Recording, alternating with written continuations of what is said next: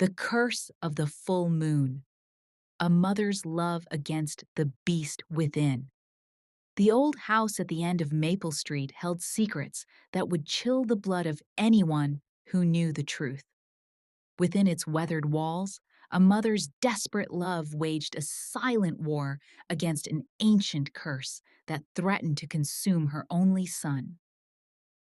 Every evening, as shadows lengthened across the wooden floorboards and twilight painted the sky in shades of purple and gold, Margaret Chen would lead her 12-year-old son, Daniel, down the narrow staircase to the basement.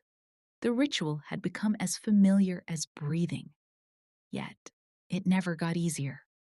Each night, her heart shattered a little more as she watched the fear and resignation dance across her son's gentle brown eyes. But the secret room was nothing like the cozy bedroom upstairs where Daniel spent his days surrounded by books and model airplanes. This was a cold, fortified cell. Concrete walls reinforced with steel plates, a heavy iron door with 3 separate deadbolts, and a single light bulb casting harsh shadows across the barren space. In the center of the room stood a chair bolted to the floor, thick chains coiled beside it like sleeping serpents. "Mom, please," Daniel would whisper, his voice small and fragile in the oppressive silence. "Maybe tonight will be different. Maybe I won't." "Shh, sweetheart," Margaret would murmur, though her own voice trembled with barely suppressed anguish. "We can't take that chance. You know we can't." With practiced efficiency born of countless repetitions, she would wrap the heavy chains around his thin wrists and ankles, securing them with industrial padlocks. The metal was cold against his skin, and Daniel would flinch despite knowing what was coming. Margaret would brush his dark hair from his forehead, press a kiss there, and then leave him, her precious boy, alone in that terrible room to face the transformation that came with the darkness. The night would stretch on endlessly. Daniel would sit in that chair, counting the seconds, feeling the change beginning to ripple through his body like electricity through water. It always started the same way: a tingling in his fingertips, a burning sensation spreading across his skin, his heartbeat thundering in his ears like war drums. Then came the pain, exquisite and terrible, as his body began to shift and contort into something that was no longer entirely human. When morning finally broke and Margaret descended those stairs with her heart in her throat, she never knew exactly what she would find. Some mornings were worse than others. This particular dawn, as she turned the key in the lock and pushed open the heavy door, her breath caught in her chest. The chains lay broken on the concrete floor, their thick metal links bent and twisted as though they were made of clay rather than hardened steel. Dark fur littered the ground, like evidence of a violent struggle. And there, huddled in the corner, was Daniel. But not the Daniel she had kissed goodnight. Black hair covered every inch of his exposed skin, thick and coarse like an animal's pelt. His fingernails had elongated into razor-sharp claws that had left deep gouges in the concrete walls and terrible scratches across the reinforced door. When he turned to look at her, his teeth were pointed and fierce, more suited to tearing flesh than eating cereal. Dried blood, she tried not to think about whose, crusted the corners of his mouth. "Oh, Daniel," Margaret breathed, tears streaming down her face as she approached her transformed son cautiously. But as the morning sunlight streamed through the small basement window, she watched as the transformation slowly reversed itself. The hair receded, sinking back into his skin like water into sand. His claws retracted, becoming normal boy's fingernails again. The feral gleam in his eyes dimmed and was replaced by confusion and exhaustion. "Mom?" Daniel's voice was hoarse, raw from howling at the moon all night. Did it happen again?" Margaret gathered him into her arms, holding him tight despite the remnants of fur that still clung to his skin. "It's okay, baby.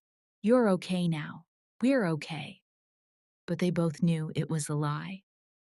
Later that morning, after Margaret had carefully shaved away the remaining hair from Daniel's body and trimmed his nails back to their normal length, they sat together at the kitchen table in exhausted silence. The transformation always left Daniel weak and disoriented, his memories of the night fragmented and dreamlike. It was a mercy, Margaret supposed, that he couldn't remember what the beast made him do. The curse had been with Daniel since birth, a legacy from his father's bloodline that Margaret had known nothing about until it was too late. But she could still remember the night she had discovered the truth, 6 years ago, when Daniel had been only 6 years old. It had been an ordinary Tuesday evening. Margaret had put Daniel to bed early because he had been complaining of a fever. She had given him children's Tylenol, tucked him in with his favorite stuffed bear, and gone downstairs to catch up on laundry. Around midnight, she had heard the screaming. The sound that came from Daniel's bedroom was unlike anything human, a mixture of a child's shriek and an animal's howl that had frozen her blood. Margaret had raced upstairs, throwing open his bedroom door, and found her 6-year-old son convulsing on the floor, his small body contorting in impossible ways. "Daniel!" she had screamed, dropping to her knees beside him.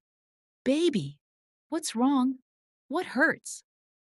But Daniel couldn't answer. His eyes had rolled back in his head, showing only whites. His fingers were curled into claws, scratching at his own skin as if trying to tear something out.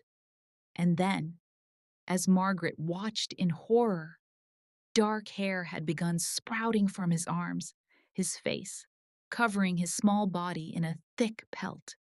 She had tried to call 911, but before she could dial, Daniel's transformation had completed. Where her sweet little boy had been lying, there was now a wolf cub, larger than a natural wolf pup should be, with glowing yellow eyes that held a terrible intelligence. The wolf cub had looked at her for one long moment, and Margaret had seen her son in those eyes, confused, frightened, pleading for help. Then it had let out a mournful howl and tried to run. Margaret had grabbed it, wrestled it back despite its snapping jaws and slashing claws, and unlocked it in the bathroom.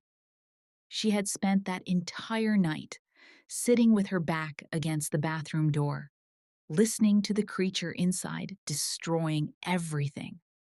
Shredding towels, breaking the mirror, scratching deep gouges into the tiles. She had cried until she had no tears left, her mind desperately trying to make sense of the impossible thing she had witnessed. When morning came and she finally opened the door, Daniel was curled up naked in the bathtub, covered in cuts and bruises, surrounded by the wreckage of what had been her bathroom. He had no memory of the transformation, only fragmented nightmares of running and hunting, and the overwhelming taste of blood in his mouth. It had taken Margaret 3 months of desperate research to understand what had happened to her son. 3 months of scouring obscure websites, tracking down folklore experts, and finally, finding the letter that Daniel's father had left behind. Thomas Chen had abandoned them when Daniel was only 2 years old, disappearing one night without explanation or goodbye. Margaret had assumed he had simply decided that fatherhood wasn't for him, that the responsibility had been too much. She had been hurt, but not surprised. Their relationship had been brief and passionate, more infatuation than love. And when she had discovered she was pregnant, Thomas had seemed almost afraid. Now she knew why. The letter had been hidden in a safety deposit box that Margaret had only discovered when settling some old financial accounts. In it, Thomas had explained everything. The curse that ran through his family's bloodline, passed from father to son for generations. He had thought, hoped, and prayed that Daniel would be spared. The curse didn't always manifest. Some generations skipped it entirely. But he had been too afraid to stay and find out, too cowardly to face the possibility that he had condemned his own son to the same torment he had endured. "I'm sorry," Thomas had written in shaky handwriting. "I'm too weak to watch another person I love struggle with this monster. The transformation started for me when I was 6. By the time I was 12, I had hurt people, killed people, though I only remembered it in nightmares. My father kept me chained in our basement for years. I ran away when I was 16 and have been running ever since. I thought I could outrun it, thought I could build a normal life. But the beast always finds me. Margaret, if Daniel shows any signs at all, you need to keep him away from people, especially during the full moon, especially after he tastes meat. The curse feeds on flesh and blood. It's hunger that can never be satisfied. I'm sorry I wasn't strong enough to stay. I'm sorry I wasn't brave enough to help you face this. But I know you. You're stronger than I ever was. If anyone can save our son from this curse, it's you." The letter had been dated 2 weeks before Daniel's 6th birthday, 2 weeks before his first transformation. Thomas had known. He had known it was coming and had run anyway. Margaret had never forgiven him for that. She had burned the letter in the kitchen sink, watching the paper curl and blacken, taking with it any sympathy she might have had for the man who had abandoned their son to face this nightmare alone. But the information had been valuable. She had learned the rules.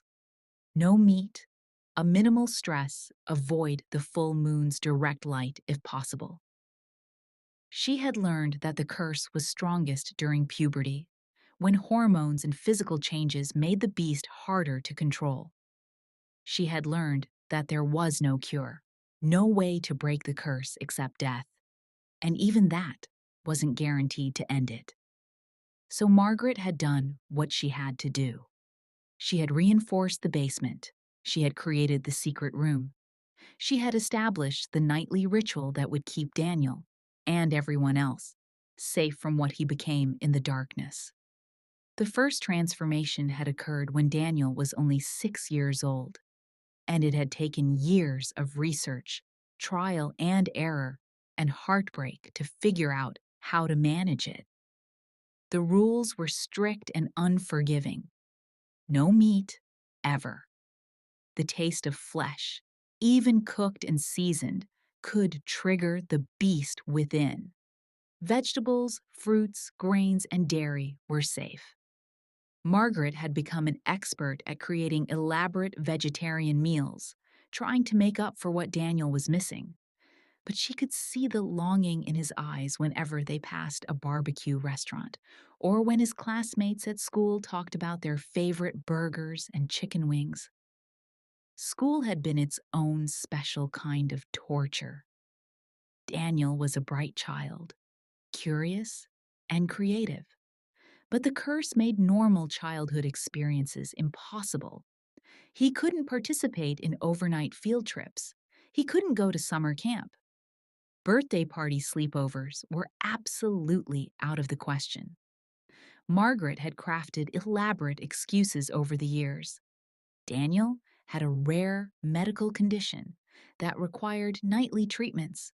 He had severe allergies that made eating away from home dangerous. He had a compromised immune system that meant he needed to be home by sunset every day for his medication. The other parents had been sympathetic at first, but as the years went by and Daniel continued to decline every invitation, never reciprocated playdates, and always left school events early, the sympathy had turned to suspicion. There were whispers that Margaret was too overprotective, that she was stunting Daniel's social development, that she might even be some kind of religious fanatic, keeping her son isolated from the world. If only they knew the truth. Daniel's teacher, Mrs. Rodriguez, had pulled Margaret aside after parent-teacher conferences last month. "Mrs. Chen, I'm concerned about Daniel. He's a wonderful student, bright, attentive, always does his homework. But he doesn't seem to have any friends. He eats lunch alone. He doesn't participate in group activities unless I specifically assign him to a group. And even then, he seems distant, disconnected. Daniel's just shy," Margaret had said, the lie coming easily after years of practice. "He's always been more comfortable with books than people." "It's more than shyness," Mrs. Rodriguez had pressed gently. "I've been teaching for 20 years, and I know the difference between a shy child and an isolated one. Daniel is isolating himself, or being isolated. I'm worried about his mental health. Has he considered talking to the school counselor?" Margaret had thanked the teacher for her concern and promised to think about it, knowing full well that a school counselor was the last thing Daniel needed. How could he talk about his feelings when the biggest thing in his life, the curse that defined every moment of his existence, had to remain secret? The isolation was perhaps the cruelest part of the curse. Daniel couldn't have sleepovers. He couldn't go camping with his scout troop. In fact, he'd had to quit scouts entirely when the overnight camping trips became mandatory. Every evening before sunset, he had to be home, had to be locked away. His social life was carefully controlled, his friendships shallow and temporary, because he could never fully explain why he was different, why he couldn't do the normal things other kids his age took for granted. Margaret saw how it affected him. She saw the loneliness in his eyes when his classmates talked about their weekend adventures. She heard the forced cheerfulness in his voice when he made excuses for why he couldn't attend yet another birthday party or school event. She watched him building walls around his heart, learning not to get too close to anyone because eventually they would ask questions he couldn't answer. The worst part was that Daniel never complained. He never threw tantrums or demanded to know why his life had to be this way. He accepted the restrictions with a maturity far beyond his years, understanding on some deep level that the alternative, letting the beast run free, was unthinkable. But acceptance and contentment were not the same thing, and Margaret knew her son was suffering. 3 weeks later, on a crisp October morning, Daniel came downstairs to find the kitchen decorated with a single happy birthday banner and a small cupcake with one candle. His 12th birthday. Margaret had tried to make it special, but her resources were limited. All her money went toward reinforcing the basement, replacing broken chains, and paying off the few people who had seen too much and needed to be convinced to keep quiet. "Happy birthday, sweetheart," Margaret said with forced cheer, placing a plate of whole grain bread and fresh fruit in front of him. "I know it's not much, but—" "It's fine, Mom," Daniel interrupted, trying to hide his disappointment. Really? But it wasn't fine. He was 12 years old, and all he wanted was to feel normal for one day. Was that so much to ask? He looked at the simple cupcake, the single candle flickering in the morning light. Ian felt a wave of despair wash over him. His classmates at school had extravagant birthday parties, bounce houses, and movie theater rentals, and trips to amusement parks. They invited their entire class, ordered pizza and hamburgers, stayed up late playing video games and watching movies. Daniel's birthdays were always like this: quiet, simple, over before they really began. Last year, he had turned 11 alone in the secret room because his birthday had fallen on a full moon. The year before that, Margaret had been sick with the flu and too weak to do more than bring him soup and crackers in bed. This year was shaping up to be just as disappointing. "Did you make a wish?" Margaret asked, trying to inject some joy into the moment. Daniel closed his eyes and blew out the candle, but he didn't bother wishing for anything. An experience had taught him that wishes didn't come true, not for cursed boys who turned into monsters at night. Their neighbor, Mrs. Patterson, thought it was a crime. The elderly woman had lived next door for 3 years and had grown fond of the quiet boy and his devoted mother. She didn't know about the curse. Margaret had been very careful about that, but she had noticed the sparse celebrations, the restricted diet, the sadness that sometimes shadowed Daniel's young face. Mrs. Patterson was a widow who had lost her own son in a car accident 10 years ago. He had been about Daniel's age when he died, and she saw in Daniel echoes of the boy she had lost. The same gentle nature, the same love of reading, the same quiet dignity. She had tried many times to get closer to the Chen family, bringing over casseroles and cookies, offering to babysit so Margaret could have a night off, inviting them to neighborhood barbecues. But Margaret always politely declined, maintaining a friendly but distant relationship with all the neighbors.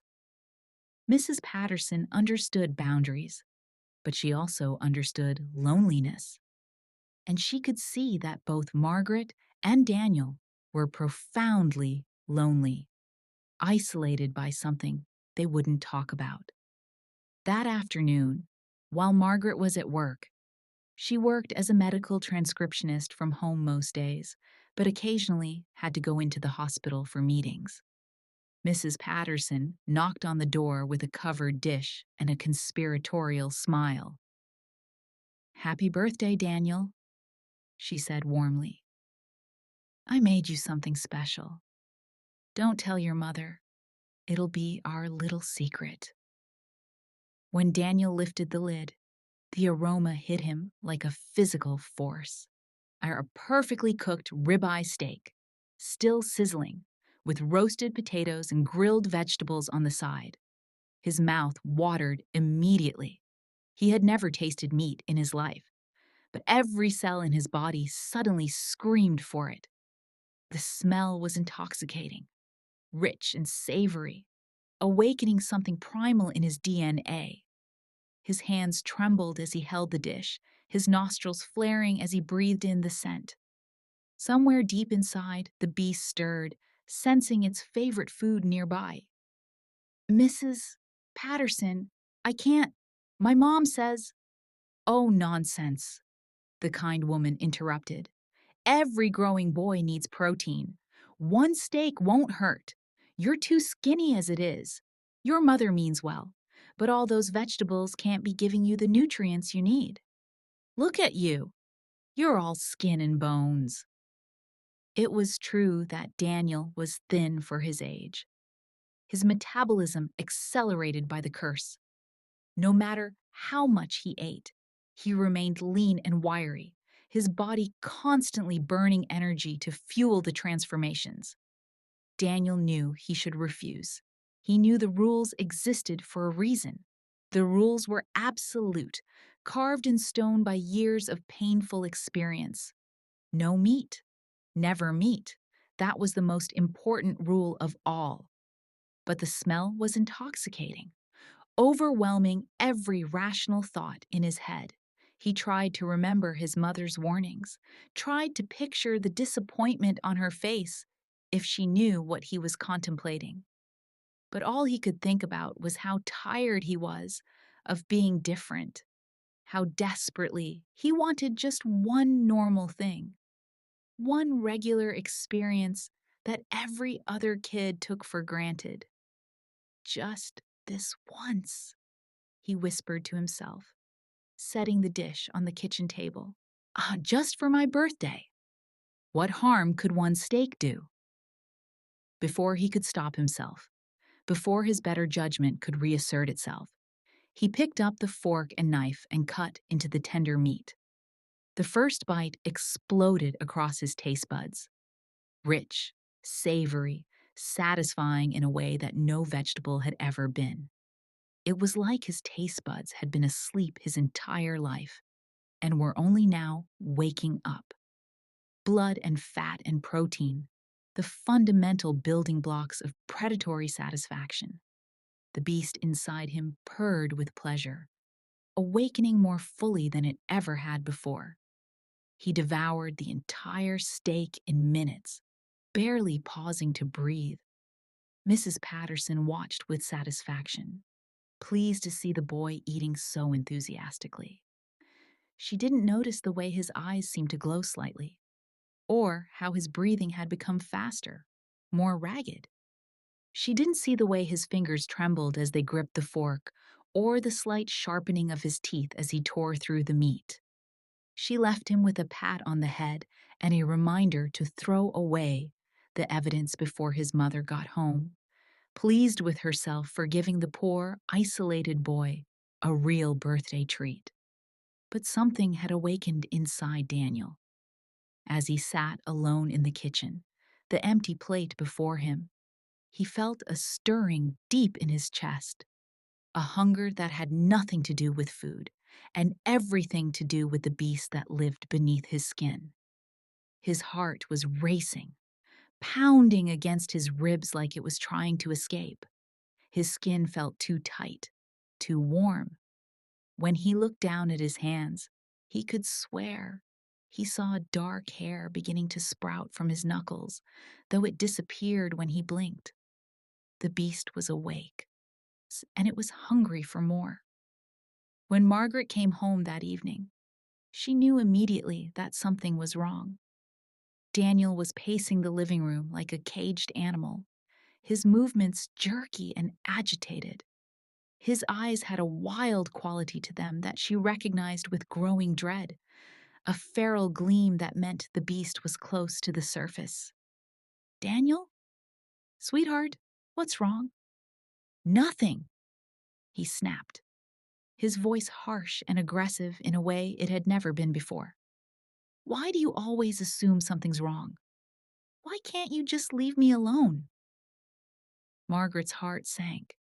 She moved closer, and that's when she caught the scent, the unmistakable smell of cooked meat on his breath, mixed with something else, something metallic and dangerous. Oh no. Daniel, what did you do? What did you eat? I didn't do anything. He was shouting now, and his hands clenching and unclenching into fists. His nails, she noticed, were slightly longer than they had been this morning, slightly sharper. It was just one steak. Mrs. Patterson gave it to me for my birthday because you won't let me have anything good. You keep me locked up like an animal every night, and I'm sick of it. I'm sick of the chains in the room and pretending I'm something I'm not. Even as the words left his mouth, Daniel knew they were wrong, knew this wasn't really him speaking. But the beast was stirring, awakened by the taste of flesh, and it was hungry for more than just food. It wanted freedom. It wanted to run wild under the open sky. It wanted to hunt and kill and feast until its hunger was satisfied. And underneath the beast's desires, underneath the rage and the hunger, and was Daniel's own resentment. Years of suppressed anger and frustration bubbling to the surface. He was 12 years old, and he had never had a friend over to his house. He had never been to a sleepover, or gone trick-or-treating after dark, or stayed up past sunset to watch fireworks on the 4th of July. Other kids complained about their parents being too strict, but none of them knew what real restrictions felt like. None of them were chained to a wall every single night of their lives. None of them had to watch their mother's heart break a little more every time she locked them in that terrible room. "You don't understand what it's like!" Daniel shouted, his voice cracking with emotion. "You get to be normal. You get to go wherever you want, eat whatever you want, sleep in a real bed. I'm a prisoner in my own life, and you're the warden." Margaret felt tears stinging her eyes, but she couldn't afford to break down now. Daniel's pupils were dilating, his breathing becoming more rapid. His skin was flushed, almost feverish. The transformation could happen at any moment, and they were still upstairs, far from the safety of the secret room. "I know, baby. I know it's not fair. I know you hate me right now." "I don't hate you," Daniel interrupted, and for a moment the beast's influence faded, and she saw her real son again, confused, scared, angry at himself for losing control. I just want to be normal, just for one day. Is that so much to ask?" "No, sweetheart, it's not too much to ask. It's the most reasonable thing in the world." Margaret approached slowly, hands outstretched in a gesture of peace. "But right now, we need to get you downstairs. Can you feel it? The change is coming." Daniel looked down at his hands and saw that they were trembling, the veins standing out dark against his skin. Black hair was definitely sprouting now, no longer a trick of the light. His fingernails were elongating, hardening into claws. "No, not yet. It's too early. The sun hasn't even set." But the meat had changed the rules. The beast didn't care about sunset anymore. It had been given a taste of what it craved most, and now it wanted out. Margaret acted quickly, grabbing Daniel's arm and pulling him toward the basement stairs. He resisted, trying to wrench away from her grip, but she was stronger than she looked. Years of wrestling with a transforming werewolf had built muscles that her slight frame concealed. "I'm sorry, baby. I'm so sorry," she gasped as she managed to get him into the secret room. "But we have to do this. You know we have to." Daniel lunged at her, his fingers curled into claws, a growl rumbling in his chest that was distinctly inhuman. The beast was taking over faster than usual, the meat in his system acting like an accelerant on an already burning fire. Margaret dodged just in time, but not quickly enough to avoid his nails raking across her forearm. 4 parallel cuts opened up, deep and bleeding. Blood welled up immediately, staining her sleeve crimson, dripping onto the concrete floor. The smell of blood, fresh human blood, sent the beast into a frenzy. Daniel's eyes went completely yellow, no trace of brown remaining. His jaw began to elongate, his teeth sharpening into fangs. A terrible cracking sound filled the room as his bones started to reshape themselves. She didn't hesitate. With the last of her strength, Margaret shoved Daniel into the chair and slammed the door shut, throwing the bolts home just as his fist crashed against the metal from the other side. She could hear him raging in there, screaming and howling, the sound of chains rattling as he fought against them. But the chains wouldn't hold. Not this time. The transformation was too powerful, accelerated by the meat and fueled by adolescent hormones and years of suppressed rage. Margaret slid down the outside of the door, clutching her injured arm, tears streaming down her face as she listened to the sounds of her son destroying everything inside that room. The chains broke with a metallic snap. The chair was ripped from its moorings. The concrete walls themselves cracked under the force of the werewolf's claws. "I'm sorry," she whispered to the door, to her son on the other side. "I'm so, so sorry." She stayed there all night, her back pressed against the door, listening to the nightmare on the other side. She could hear Daniel, or what had been Daniel, throwing himself against the walls, howling in rage and frustration, clawing at everything in reach. Around midnight, the howling stopped. Margaret held her breath, listening. Had he tired himself out? Had the transformation reversed? Then she heard it. A different sound. Sobbing. Her son was crying, great heaving sobs that sounded almost human, despite the growls that punctuated them. "Mom!" came a voice from the other side of the door, distorted and guttural, but still recognizable. "Mom, please. It hurts. Make it stop. Please make it stop." Margaret pressed her hand against the door, wishing she could reach through the metal and comfort him. "I know, baby. I know it hurts. Just hold on. Morning's coming. Just hold on." But morning was still hours away, and the beast was far from finished. The next morning, when Margaret finally opened the door, Daniel was himself again, confused, horrified by the scratches on the door and the blood on his mother's bandaged arm. He wept as he apologized, begging her forgiveness for words he barely remembered speaking. The secret room was destroyed. The chair was nothing but twisted metal. The chains were broken into pieces. Deep claw marks scored every surface, including the ceiling. In some places, the concrete had been gouged away to reveal the rebar underneath.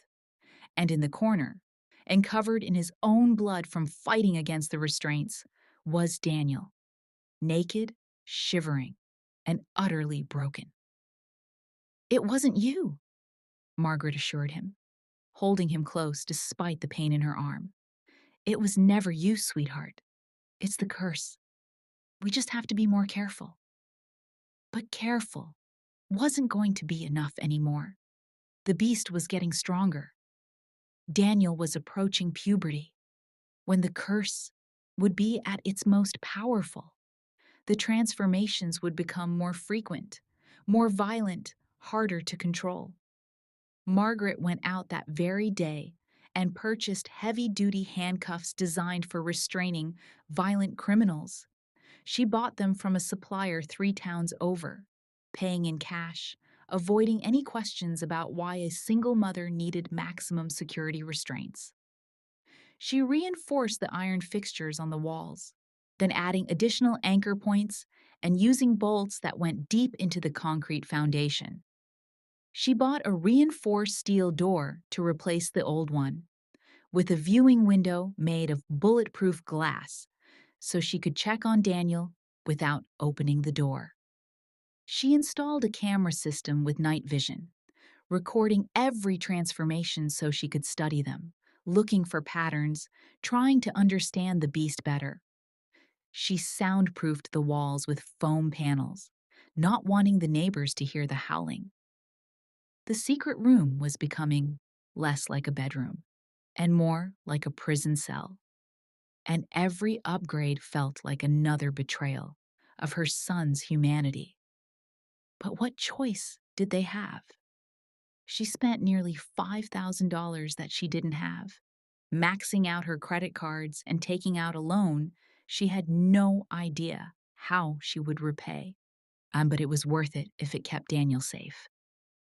If it kept everyone safe. For 2 weeks, the new restraints held. Daniel went to school, came home before sunset, and submitted to being locked away each night with a resignation that broke Margaret's heart. He had stopped protesting, stopped asking for exceptions. The fight had gone out of him after the incident with the stake. At school, he became even more withdrawn than before. His grades slipped. His teacher sent home concerned notes that Margaret ignored. What was the point of worrying about math homework when your son was battling a curse that could kill someone? Daniel ate lunch alone in the library, avoiding the cafeteria, where the smell of chicken nuggets and hamburgers made the beast stir uncomfortably in his chest. He declined invitations to study groups and partner projects, preferring to work alone rather than risk getting close to anyone. But there was one person who refused to let him disappear entirely. Sarah Martinez had noticed Daniel Chen at the beginning of the school year. He was quiet and kept to himself, but there was something about him that intrigued her, a sadness in his eyes that seemed too old for a 12-year-old boy, a careful way of moving through the world as if he was constantly afraid of breaking something. She started sitting near him in the library during lunch, not pushing for conversation but just being present. After a week, she started bringing 2 sandwiches and offering him one. After 2 weeks, she started talking to him about books they were both reading. Daniel was wary at first, waiting for the inevitable moment when she would ask why he was so weird, why he never hung out after school, why he always left class the moment the final bell rang. But Sarah never asked. She just kept showing up, kept talking to him about normal things like books and movies, and the annoying way their history teacher always called on students who clearly didn't know the answer. Slowly, despite all his reservations, Daniel found himself looking forward to those lunch periods. Sarah made him feel almost normal. When he was talking to her about the latest fantasy novel they were both reading, he could almost forget about the beast sleeping inside him. "There's a school party coming up," Sarah said one day, her voice carefully casual. "In 3 weeks. Friday night. It's supposed to be really fun. They're bringing in a DJ and everything." Daniel felt his stomach drop. A Friday night party. And he calculated quickly in his head. 3 weeks from Friday would be October 31st, Halloween. And also, if he remembered correctly, a full moon. "I can't," he said automatically. I have a thing, a family thing." "You always have a thing," Sarah pointed out gently. "Every time someone invites you somewhere, you have a thing." "I know. I'm sorry. You don't have to apologize. She hesitated, choosing her words carefully. "I just want you to know that I'd really like it if you were there. That's all." The way she said it made Daniel's heart do a strange flip in his chest. Was Sarah Martinez, the prettiest and nicest girl in their grade, actually saying she wanted him specifically to come to this party? "I'll try," he heard himself say before his brain could catch up. "I'll ask my mom." Then came the invitation. "Mom, please!" Daniel pleaded 3 days later, holding up the colorful flyer. "Everyone's going to be at the mall Friday night. There's going to be food and games and music. I never get to do anything with my friends. Just this once, please." Margaret looked at the calendar and her blood ran cold. Friday night, the full moon. "Daniel, you know you can't. Not on a full moon. It's too dangerous. But I'll be careful. I won't eat anything I'm not supposed to. I'll come home early before it gets dark. Please, Mom. I'm tired of being different. I'm tired of being the weird kid who can never do anything." The desperation in his voice tore at her. He was 12 years old. He should be out with friends, being normal, living his life. Margaret thought about her own childhood, filled with slumber parties and school dances and staying out late on summer nights catching fireflies. Daniel had none of that.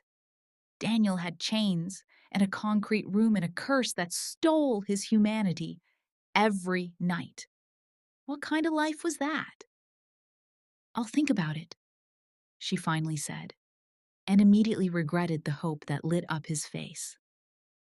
Over the next few days, Margaret wrestled with the decision. Every logical part of her brain screamed that letting Daniel out on a full moon was insanity.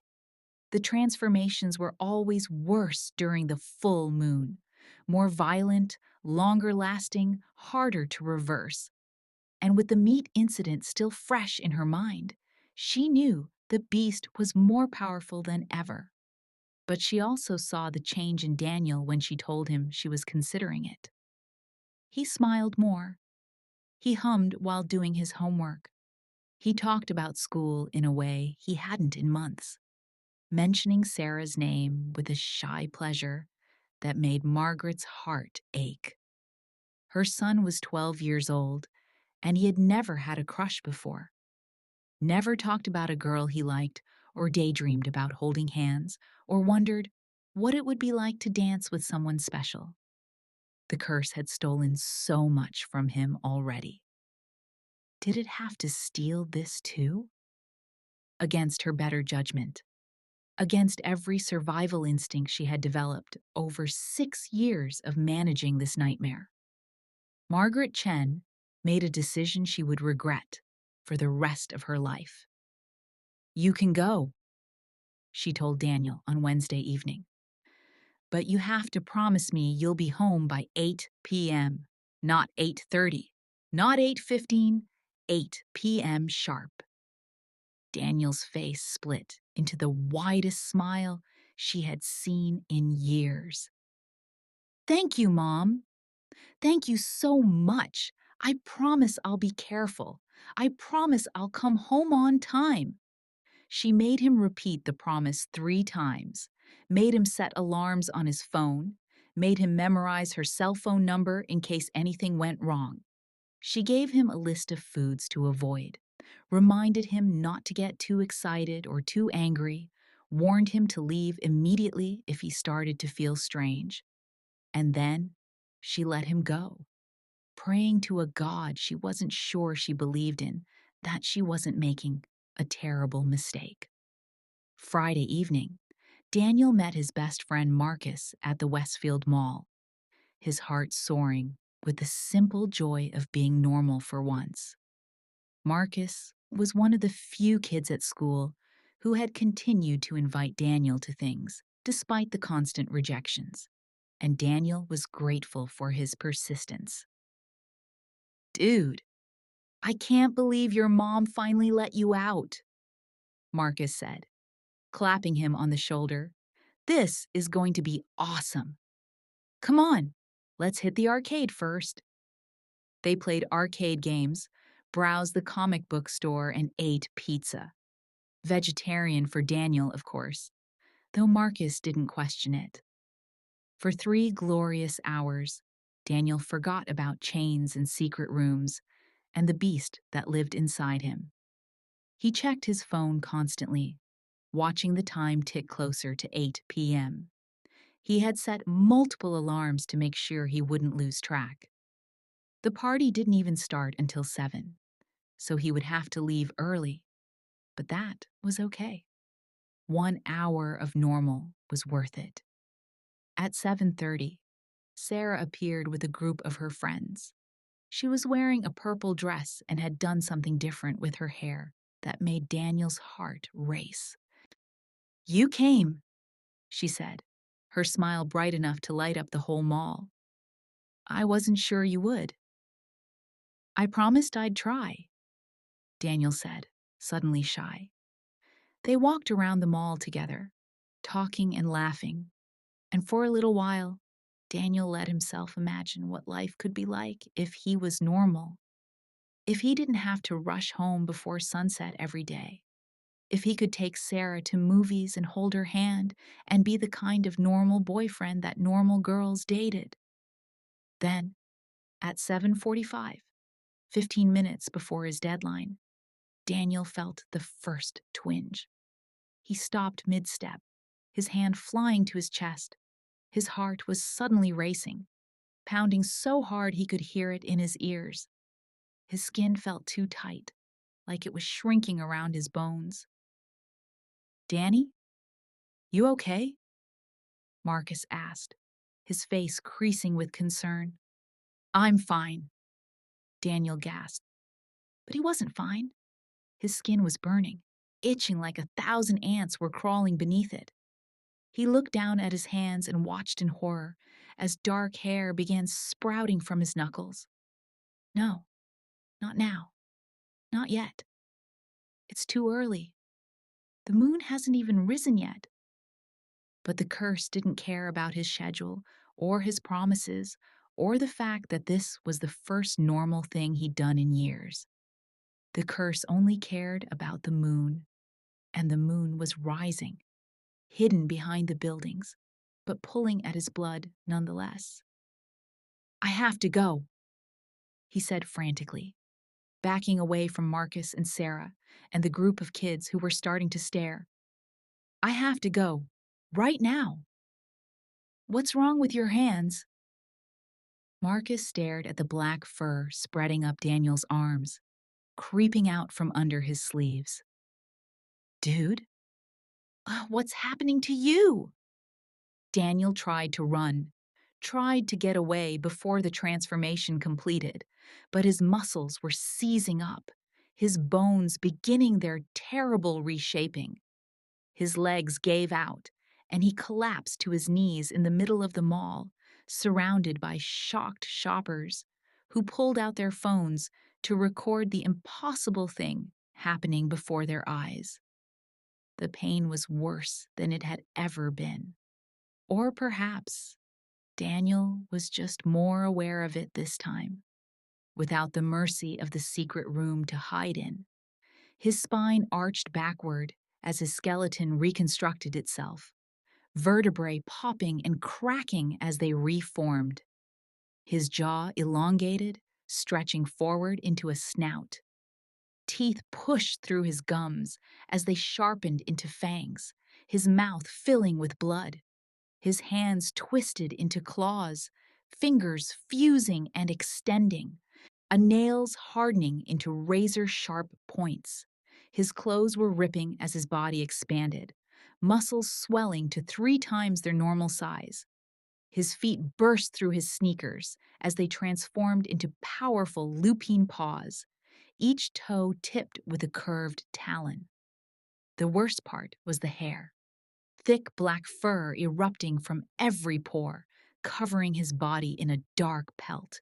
It hurt coming through, like thousands of needles piercing his skin from the inside out. And through it all, Daniel remained conscious, trapped inside his transforming body, feeling every agonizing second of the change. When he finally looked up, his eyes were no longer brown, but a fierce, glowing yellow that cut through the mall's fluorescent lighting like searchlights. And he was hungry. Marcus stumbled backward, his face pale with terror. "Danny? Danny, please, it's me. That's Marcus." But there was no recognition in those yellow eyes. The beast saw only prey, warm, living, bleeding prey that was already running. The werewolf that had been Daniel Chen had one thought in its primitive brain: hunt. With a howl that shattered the food court's glass windows and set off car alarms in the parking lot, the werewolf launched itself at Marcus. The boy ran, screaming, weaving through the panicked crowd as the creature pursued him on all fours, moving with a speed and grace that no human could match. People were screaming, scrambling to get out of the way. A security guard tried to intervene, pulling out his taser, but the werewolf was moving too fast. It leapt over him in a single bound, its paws barely touching the ground as it closed the distance between itself and Marcus. Marcus made it to the parking lot before the werewolf caught him, knocking him to the ground with one powerful swipe of its clawed paw. The boy's shirt tore, 4 parallel cuts opening across his back. He screamed in pain and terror, curling into a ball, covering his face with his arms, waiting for the bite that would end everything. The werewolf loomed over him, saliva dripping from its open jaws, its hot breath washing over Marcus's face. This close, Marcus could see the intelligence in those yellow eyes, the almost human consciousness trapped behind the animal features. "Please," Marcus whimpered. "Please, Danny. I know you're in there. Don't do this." The werewolf hesitated. Somewhere deep inside, buried beneath layers of fur and instinct and hunger, Daniel heard his friend's voice, recognized it, knew that this was Marcus, who had been his friend since 3rd grade, who had never stopped inviting him to things even when he always said no, who had saved him a seat at lunch every day, even when Daniel chose to sit alone. The werewolf's hot breath washed over Marcus's face, but it didn't bite down. Instead, it threw back its head and howled at the full moon hanging bright and terrible in the night sky, a sound of frustration and confusion and pain. Then it bounded away into the darkness, leaving Marcus shaking and traumatized, but alive, with 4 deep scratches across his back that would scar but would heal. The werewolf ran through the streets of Willowbrook, driven by instincts it didn't understand. It knocked over trash cans, terrified a group of teenagers smoking behind the grocery store, and cornered a stray cat in an alley. The cat hissed and spat. Back arched, but the werewolf was so much larger, so much more powerful. One bite would crush the small animal's skull. One swipe of its paw would break its spine. The werewolf raised its clawed hand, preparing to strike. Then it stopped, some fragment of Daniel's consciousness pushing through. This was a cat, a harmless cat. The beast wanted to kill it, wanted to feel bones crunching between its teeth. But Daniel, what was left of Daniel, wouldn't let it. The werewolf backed away, whimpering in confusion. The cat seized its chance and bolted, disappearing into the shadows. For hours, the werewolf roamed the streets, fighting with itself. The beast wanted to hunt, to kill, to feed the endless hunger that burned in its belly. But Daniel's consciousness, thin and fragile as spider silk, held it back from the worst of its impulses. When Daniel finally stumbled home at 3 a.m, his clothes in tatters, his mind a confused blur of fragmented images, Margaret was waiting on the porch. She had been there since 8 p.m., when he had missed his curfew, her phone clutched in her hand, debating whether to call the police or go looking for him herself. She took one look at his face, at the blood around his mouth that might have been from a stray cat or might have been from something worse, and felt her world crumble. The blood was bright red, too fresh to be old, mixed with saliva and matted into the fur that was still receding from his face. His hands were covered in dirt and scratches, his fingernails still slightly too long, still slightly too sharp. "Inside," she said quietly, and Daniel obeyed, moving like a sleepwalker. She cleaned him up in the bathroom, and washing away the blood and dirt, checking him for injuries. There were cuts and bruises everywhere, from fighting the transformation, from running through the streets, from whatever he had done during the hours he couldn't remember. But nothing serious. He was healing already, the minor cuts already scabbing over. Another gift of the curse.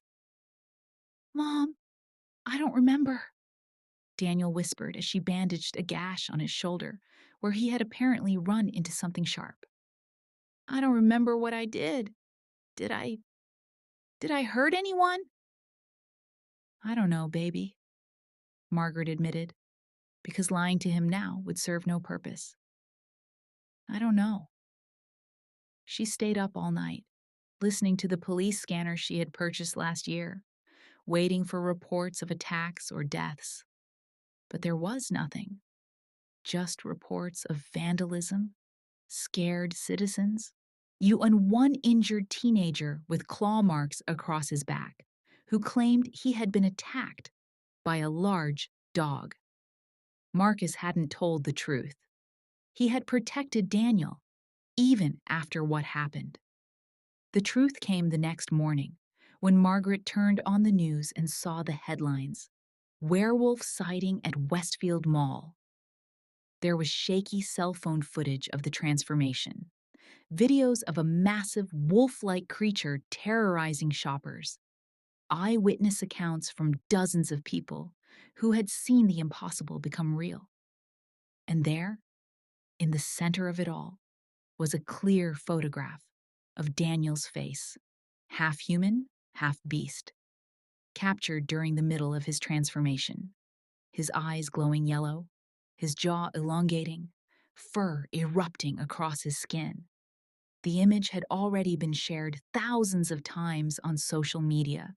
That had been picked up by news outlets across the state. Her son's face, his secret, broadcast to the world.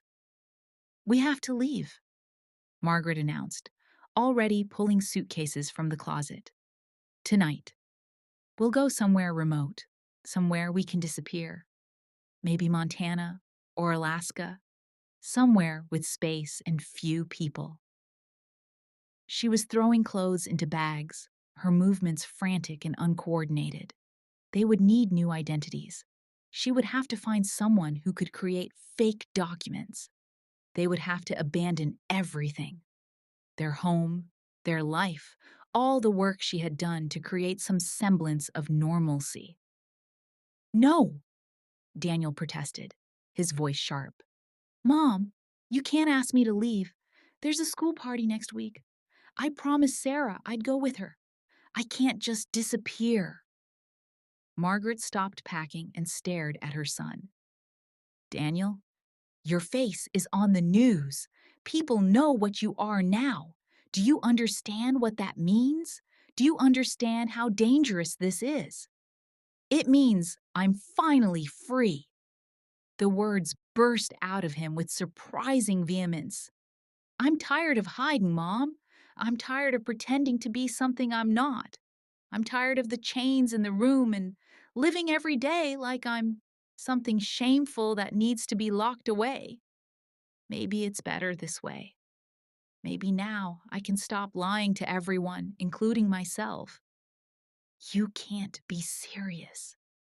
Margaret's voice was barely a whisper.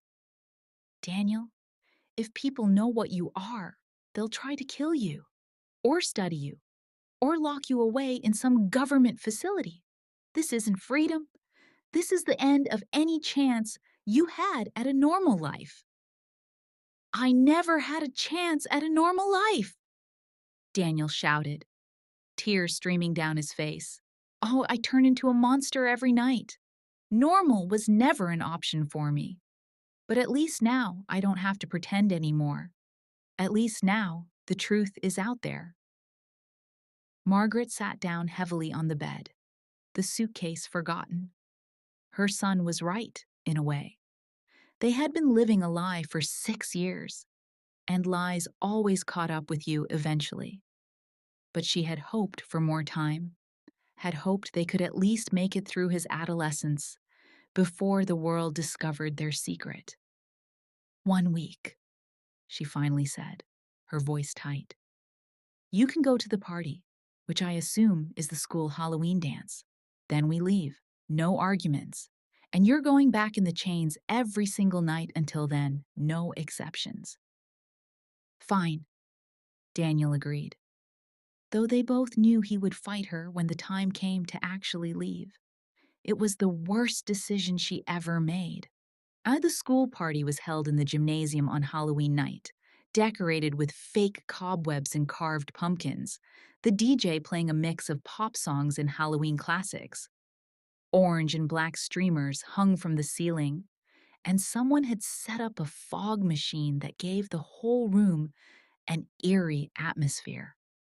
Daniel arrived in his best clothes, his hair carefully combed, trying to project a normalcy he didn't feel. He could feel people staring at him as he walked in, some curious, some afraid, all of them having seen the videos and photos that had spread across the internet like wildfire. The school had briefly considered banning him from attending, but his mother had threatened legal action, and ultimately they had relented. Discrimination against a student with a medical condition? Margaret had called it in her strongly worded letter to the principal, though what medical journal had ever documented lycanthropy, she didn't specify. Sarah met him at the door, wearing a homemade werewolf costume, fake ears, and a drawn-on nose and whiskers. When she saw Daniel's expression, she immediately looked embarrassed. "Oh God, I'm so sorry. I chose this costume last week before I knew. I can go change." "It's okay," Daniel interrupted, managing a small smile. "Actually, it's kind of funny." "Are you sure? I really didn't mean to." "I'm sure." And he was, surprisingly. There was something almost cathartic about seeing someone dress up as a werewolf as a Halloween costume, treating it as fiction and fun, rather than the nightmare it actually was. "I'm glad you came," Sarah said, and the sincerity in her voice made Daniel's heart do that strange flip again. They danced, they laughed, they ate cake and drank punch. Daniel was careful to stick to the vegetable platter, avoiding the meatballs and chicken wings that made the beast stir uncomfortably in his chest. For 2 perfect hours, Daniel was just a normal 12-year-old boy at a school party with a girl he liked. Other kids came up to talk to him, some of them genuinely curious about what had happened at the mall, others clearly there just to get close to the freak and have a story to tell later. Marcus approached him around 9 p.m., his back still bandaged under his shirt. "Hey, man," Marcus said, his voice uncertain. "Marcus, I'm so sorry," Daniel started. But Marcus held up his hand. "Don't. It's okay. I know it wasn't really you." I'm okay. Just some scratches. My mom thinks it was a dog attack." "You didn't tell her the truth?" "What was I supposed to say?" "Oh, by the way, my best friend turns into a werewolf sometimes?" "Yeah, that would have gone over great." Marcus attempted a smile. "Besides, you're still my friend, monster or not." Daniel felt tears pricking at his eyes. "Thanks. Just maybe warn me next time before you go all Teen Wolf on me?" They both laughed, and for a moment, everything felt almost normal again. Then Daniel felt it beginning, the familiar burning sensation spreading across his skin, the tingling in his fingertips. No, not now. Not here. He had been so careful to stay calm, to avoid stress, to not eat anything that might trigger the transformation. But it was Halloween night, a full moon night, and the curse didn't care about his careful planning.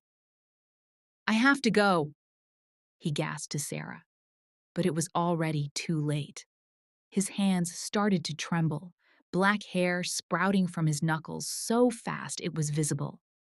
His muscles began to swell, straining against his shirt. The other kids were starting to notice. They were pointing, backing away, some of them pulling out their phones just like at the mall. "Not again. Please, not again." But the transformation was happening faster this time, as if the beast was eager to be free, tired of being chained and hidden and denied. Daniel's shirt ripped as his chest expanded, muscles rippling beneath fur. His face elongated into a snout, his ears shifting and growing pointed. His shoes burst as his feet transformed, claws scraping against the gymnasium floor. Within seconds, he was no longer a boy, but a 7-foot-tall werewolf, all fangs and claws, and barely contained violence. Sarah screamed. The sound triggered something primal in the werewolf's brain, the instinct to chase, to hunt, to kill. The DJ cut the music. Someone hit the fire alarm. Kids were stampeding toward the exits, trampling over decorations in their panic. The werewolf crouched, preparing to pounce on the terrified girl in the werewolf costume, when a figure threw itself between them. Daniel, stop! Margaret had followed him to the party, unable to shake the terrible feeling that something would go wrong. She had been standing in the parking lot, debating whether to go inside and check on him, when she had heard the screaming. She stood now between the werewolf and its intended victim, her arms spread wide, her eyes locked on those glowing yellow orbs. "I know you're in there, baby," she said softly, approaching the werewolf slowly despite every survival instinct screaming at her to run. "I know you can hear me. You don't want to hurt her. You don't want to hurt anyone. Come back to me, Daniel, please." The werewolf snarled, saliva dripping from its fangs. Its muscles were coiled, ready to spring. In its primitive brain, two instincts warred with each other. The beast wanted to attack, to feed the endless hunger. But something deeper, something that was still Daniel, recognized his mother's voice. "That's it," Margaret murmured, close enough now to touch the thick fur on its chest. She placed her hand there, feeling the rapid heartbeat underneath. "That's my boy, my sweet, brave boy. Let's go home. Let's go home together." The werewolf's growl faded to a confused whimper, its ears flattened against its head. For a long moment, human and beast stared at each other, and Margaret saw her son in those yellow eyes, frightened, ashamed, desperately trying to regain control. And then, slowly, painfully, he began to change back. The transformation in reverse was just as agonizing as the forward one. Bones cracking and reshaping, muscles shrinking, fur receding back into skin. The process left Daniel gasping and shaking, his body covered in a sheen of sweat. But something was wrong this time. As the fur receded from his shoulder, Margaret saw the wound, a deep gash, still bleeding, where Daniel had apparently caught himself on something sharp during the transformation. The wound was bad, worse than the usual cuts and scrapes. Why, it was deep enough to need stitches, bleeding freely despite the accelerated healing the curse usually provided. "We need to get you home," Margaret said urgently, wrapping him in her coat while the shocked students stared. "Can you walk?" Daniel nodded, though his legs were shaking. Together, they stumbled out of the gymnasium and into the parking lot, leaving behind a crowd of witnesses who would never forget what they had seen. Margaret half carried, half dragged him into her car, leaving behind a crowd of witnesses who would never forget what they had seen. Her hands were shaking so badly she could barely get the key into the ignition. In the rearview mirror, she could see students pouring out of the gymnasium, their faces pale with shock and fear. Some of them were still filming. By the time they got home 15 minutes later, the news vans were already pulling up to their curb. The story from the mall had been a sensation. This new transformation, at a school party with dozens of teenage witnesses and even more cell phone videos, was going viral in real time. Hashtags were trending. Hashtag werewolf boy, hashtag Willowbrook werewolf, hashtag real monster. News anchors were already speculating about government experiments and supernatural phenomena, and whether this was a hoax or a genuine cryptid. And the town of Willowbrook had found its scapegoat. Margaret had just finished bandaging Daniel's shoulder. The wound was ugly and deep, and for once, it wasn't healing as quickly as it should. When she heard the sound outside, voices, dozens of them, growing louder as they approached the house. She peered through the curtains, and her stomach dropped. At least 50 people were marching down Maple Street, some carrying torches like something out of an old monster movie, others wielding baseball bats and garden tools turned into weapons. The flickering firelight cast dancing shadows across their angry faces. "Monster!" they chanted. "Get out of our town! Protect our children!" At the head of the mob was Marcus's father, his face twisted with rage, despite his son's insistence that he was fine, that Daniel hadn't meant to hurt him. Mr. Patterson had become the loudest voice, calling for action against the werewolf menace. "You kept that thing hidden among our kids," he shouted, pointing at the house. "My son has claw marks across his back. Who knows who else it's attacked? Who knows who else it will hurt? We won't feel safe with that monster living in our neighborhood." Behind him, other parents nodded and murmured agreement. These were people Margaret had known for years, had waved to at the grocery store, had exchanged pleasantries with at the post office, had sat next to at school assemblies. Now they were an angry mob, united in their fear and their desire to drive out what they didn't understand. Daniel appeared at Margaret's side, his face pale. The bandage on his shoulder was already soaked through with blood, and he was shaking. Though whether from pain or fear or the after effects of the transformation, she couldn't tell. "I won't let them hurt you, Mom," he said, trying to stand straight despite his obvious weakness. "Oh, baby," Margaret whispered, pulling him close. "I should be protecting you." The mob was at their front lawn now, shouting threats and accusations. Someone threw a rock that shattered the living room window, glass spraying across the carpet. Another torch landed on the porch, and flames began licking at the old wood, filling the air with the smell of burning. "Come out!" they screamed. "Show yourself, monster! Face what you've done!" Mrs. Patterson, the elderly neighbor who had unknowingly triggered this whole nightmare with her birthday steak, was standing in her yard, her hands over her mouth, tears streaming down her face. She looked horrified by what she was seeing, but she didn't try to stop it. Inside the house, Daniel's breathing was becoming ragged. His hands were shaking, his pupils dilating. The anger and fear from the mob outside, the smell of smoke, the pain from his injured shoulder. All of it was triggering the beast again, even though he had just transformed less than an hour ago. "Mom, I can't control it." The beast was fighting to get out, responding to the threat at their door.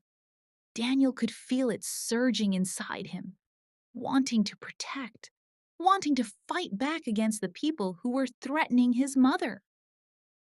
"Then don't," Margaret said suddenly, surprising both of them. "Don't control it, not this time." She had spent 6 years fighting to keep the beast contained, 6 years dedicated to hiding and suppressing and denying what Daniel was. And where had it gotten them? Here, with their house surrounded by an angry mob, with her son injured and terrified, with nowhere left to run. Maybe it was time to stop hiding.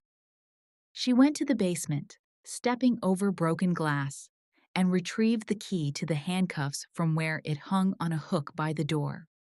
The secret room was visible at the bottom of the stairs, destroyed, useless, a monument to 6 years of failed containment.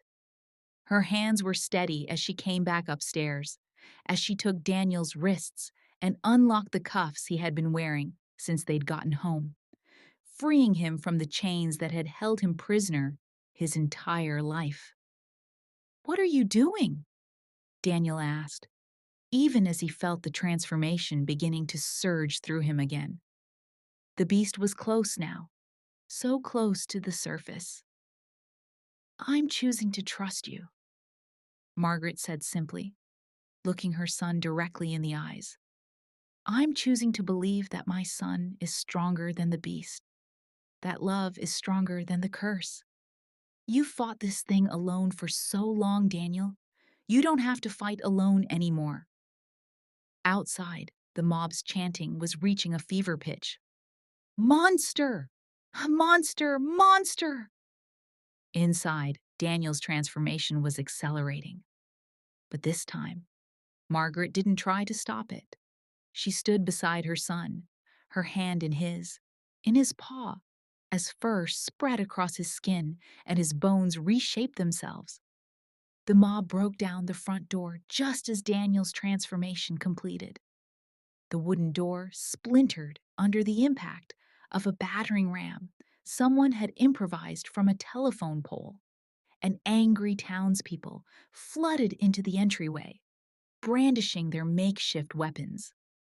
They stopped short when they saw what was waiting for them. A massive werewolf, easily 7 feet tall, with glowing yellow eyes and fangs as long as knives. Every muscle was coiled and ready, claws flexing, a low growl rumbling in its chest that made the windows rattle. But this time, something was different. This werewolf didn't attack blindly. It didn't give in to mindless rage. Instead, it stood protectively in front of Margaret Chen, placing itself between her and the mob. Its growl was a warning, not a prelude to violence, a clear message. You can come after me, but you will not touch her. The mob hesitated, seeing the massive creature up close for the first time outside of shaky cell phone videos. Some of them started backing away, realizing that torches and baseball bats would be useless against something so powerful, so clearly designed to kill.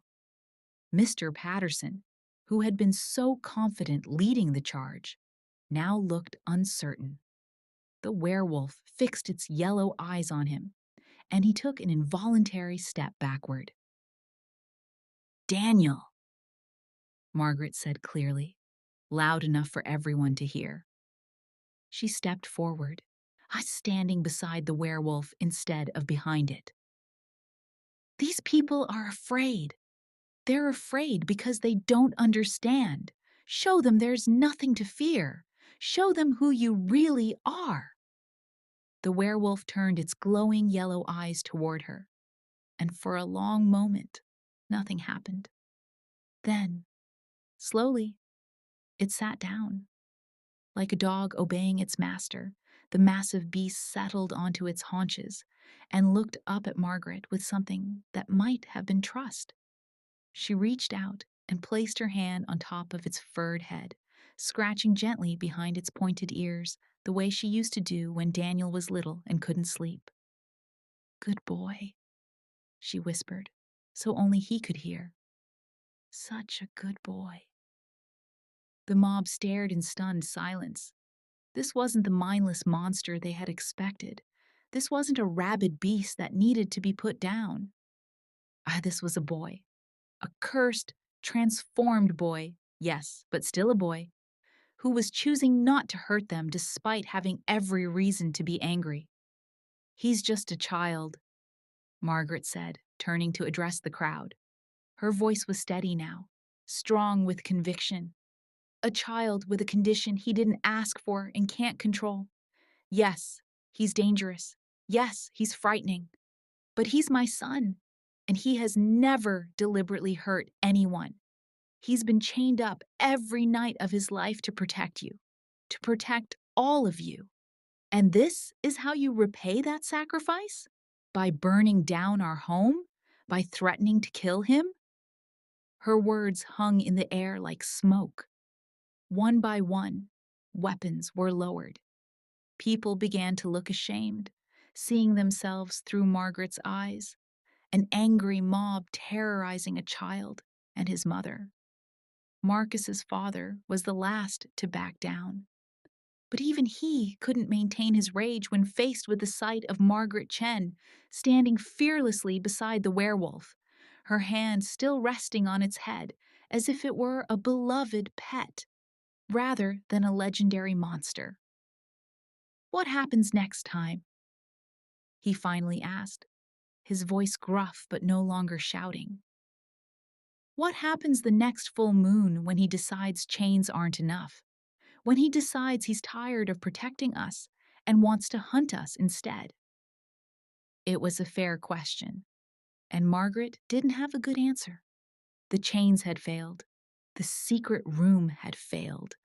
Every method of containment they had tried had eventually proven inadequate against the curse's growing power.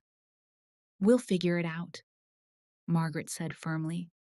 "Together. This is our home. Daniel was born here, grew up here. We're not leaving because you're afraid of something you don't understand." "And what about my son?" Mr. Patterson demanded. "What about the scars he'll carry for the rest of his life?" Before Margaret could answer, a voice came from the back of the crowd. "Dad, stop!" Marcus pushed his way through the mob, his mother trying to hold him back. The bandages were visible under his jacket, but he stood straight, meeting his father's eyes. "It was an accident.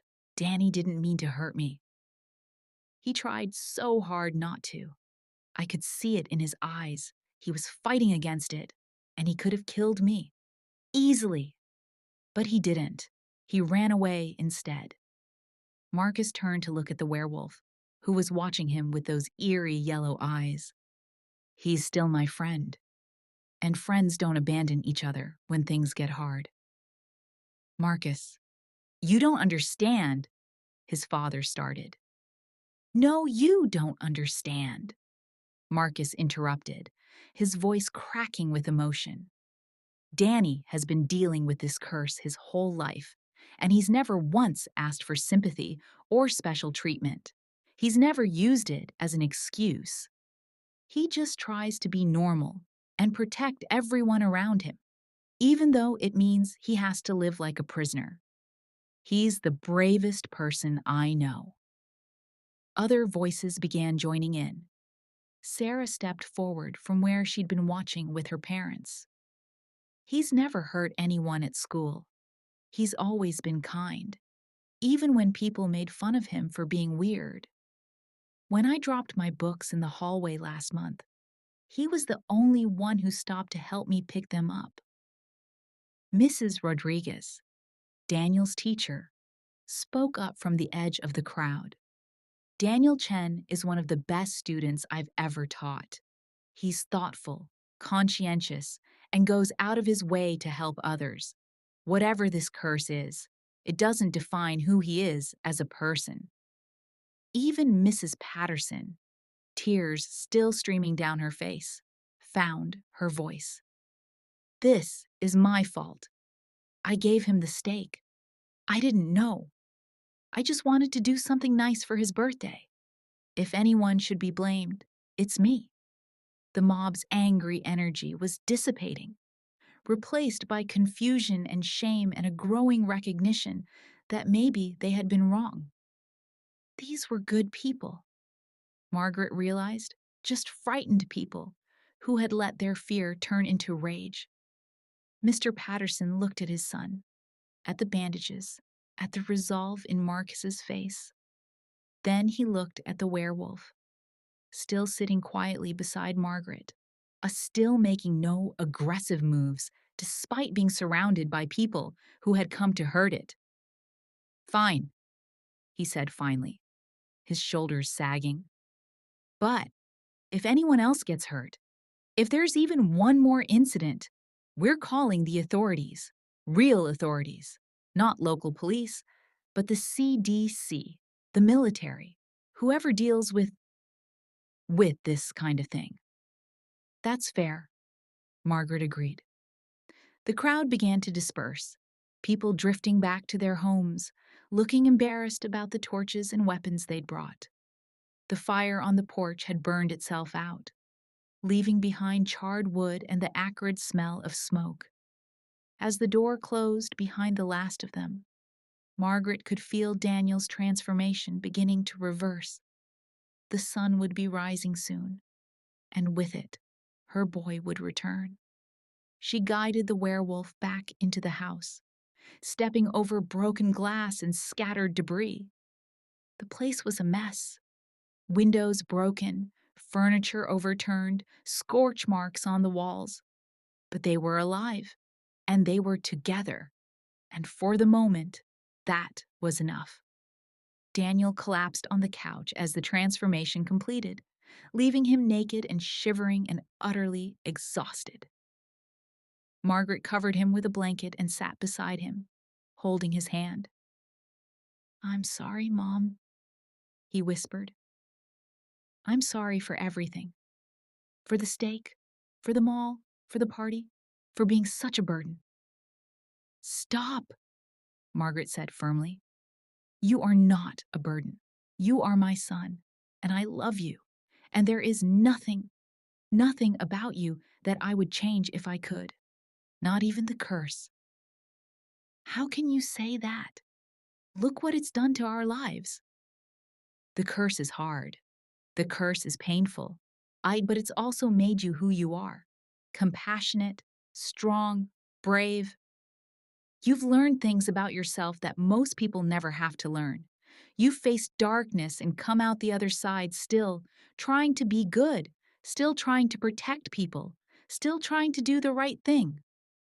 She brushed the hair from his forehead, just like she did every night before locking him in the secret room.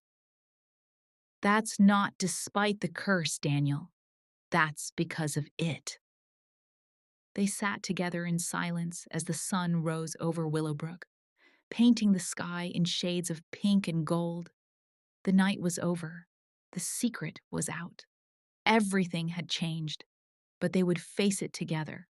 No more chains, no more locks, no more hiding, just a mother and son, bound by love stronger than any curse, ready to face whatever came next. The beast might live inside Daniel Chen, but it didn't define him. He was more than his curse, more than his worst moments. He was brave and kind, and deserving of a life free from fear. And Margaret would spend every day of her life making sure he got that chance. Over the following weeks, life in Willowbrook slowly found a new normal. The school allowed Daniel to return to classes, but with conditions. Margaret had to sign a liability waiver. Daniel had to check in with the school nurse twice a day. And during the full moon periods, he had to complete his coursework from home via remote learning. But he was allowed to come back, to be part of the school community, to have friends. Marcus remained his closest friend, proudly showing off his scars as evidence of having survived a werewolf attack. It made him something of a celebrity, though he always made sure to emphasize that Daniel had fought against hurting him, that the curse was something Daniel battled rather than embraced. Sarah started sitting with them at lunch every day.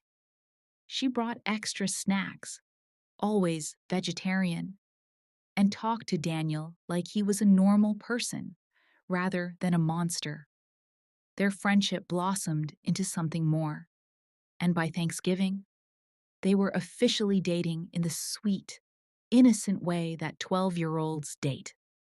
The secret room in the basement was demolished.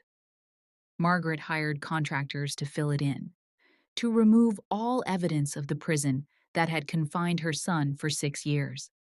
In its place, she built a reinforced safe room with comfortable furniture, soft lighting, and walls painted a calming blue.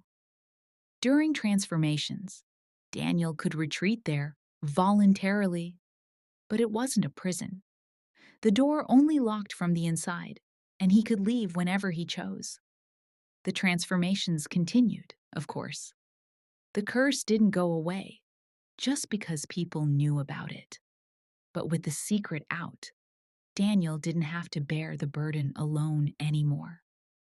Margaret researched lycanthropy obsessively, connecting with obscure forums and tracking down folklore from around the world, looking for ways to manage or mitigate the curse's effects. She discovered that meditation helped, teaching Daniel to maintain some level of consciousness during the transformations to keep a thread of humanity present, even when the beast took over. She found herbs that didn't cure the curse, but made the transformations slightly less painful. She connected with a support group of parents whose children had various supernatural afflictions. Not all werewolves, but all cursed in their own ways. Daniel learned to live with his curse rather than constantly fighting against it. He started keeping a journal of his transformations, documenting triggers and patterns, trying to understand the beast as a part of himself rather than an invading force. The town of Willowbrook became famous, not in the way Margaret had feared, but as a place of acceptance and understanding. News outlets around the world ran stories about the small town that had embraced its werewolf resident rather than driving him out. Tourists came to take pictures of the house at the end of Maple Street. The local economy actually improved. Not everyone was accepting, of course. Some families moved away, uncomfortable with having a werewolf in their community. Some people crossed the street when they saw Daniel coming. There were protests from religious groups claiming he was an abomination, calls for the government to quarantine or study him. But the majority of Willowbrook stood by the Chens. They understood that Daniel was just a boy, dealing with an extraordinary affliction, and that fear and hatred would only make everything worse. On Daniel's 13th birthday, the entire neighborhood threw him a party. A real party, with decorations and games and dozens of people. Mrs. Patterson made a vegetarian feast. Marcus organized a scavenger hunt. Sarah gave him a first edition of his favorite book. And for the first time in his life, Daniel felt like he belonged somewhere. That night, when the transformation came as it always did, Daniel retreated to his safe room. But this time, Margaret sat just outside the door, talking to him through the metal, reminding him of all the good things that had happened that day, all the people who cared about him, all the reasons he had to fight to maintain control. Inside the room, the werewolf listened to its mother's voice and remembered that it was loved. The curse would be part of Daniel's life forever. There would be more transformations, more struggles, more moments of fear and pain. But he didn't have to face them alone anymore. He had his mother, who had never stopped fighting for him. He had friends who accepted him as he was. He had a community that chose understanding over fear. And he had hope, something he had never allowed himself to feel before. The beast might live inside Daniel Chen, but love lived there too. And in the end, love was stronger. Want more supernatural romance stories that will keep you reading all night?